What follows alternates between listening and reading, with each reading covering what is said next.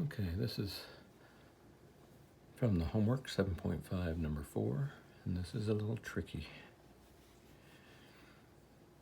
That's the problem. Tangent a half angle minus sine of x. Half angles are hard to work with. Double angles are a lot easier, especially the sine of a double angle. So I'm going to replace x over 2 with theta. So wherever I see x plus 2, I'm going to put theta. So that x2 becomes theta.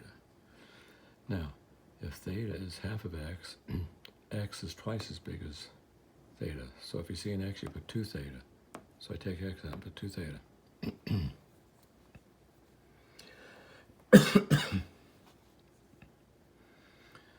So we're on this step now. Tangent can be split up into sine and cosine. And this is a fraction. These are not, so I want to put them all over a fraction. So the common denominator is cosine, so that stays sine. This needs to be multiplied by cosine. So that's going to be sine 2 theta times cosine.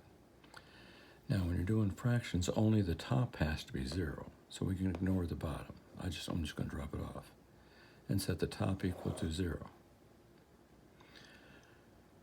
All right, now, what is sine of 2 theta? That's one of the easier ones. Sine of 2 theta is 2 sine theta cosine theta. So now we end up with 2 cosines there. This became sine and cosine. All right, so we had 2 cosines there. It could be cosine squared. Now we have this minus this, and they both have a sign. So pull out the sign. You have to leave a 1 there. Take the sign out. That leaves the 2 and the cosine squared. And you have to remember your triplets. 1,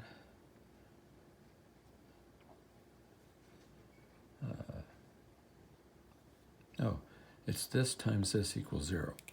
I have to remember how I did it. So either this is 0 or this is 0. So either sine of theta is 0 or 1 minus 2 cosine theta is 0. So if it's 0, then your angle is 0 or 2 pi or 0 plus 2k pi if they want all the answers. And then this is also going to be 0. So I move the 2 over and divide by 1, and I square root it. And the cosine, that's 1/4 pi. Now let's see, this is cosine, and this is in quadrant number, oops, I'm on 1/4 pi, it's in quadrant 1. So we have to go to quadrant 4 and get your other answer, which is 2 pi minus that, which is 5/4. I'm sorry, write this one, 7/4 pi. 1/4 away from 2 is 7/4. I did that one with a positive 1 over square root of 2. Then you got to do it with negative 1 over square root of 2, and you get 3/4 pi,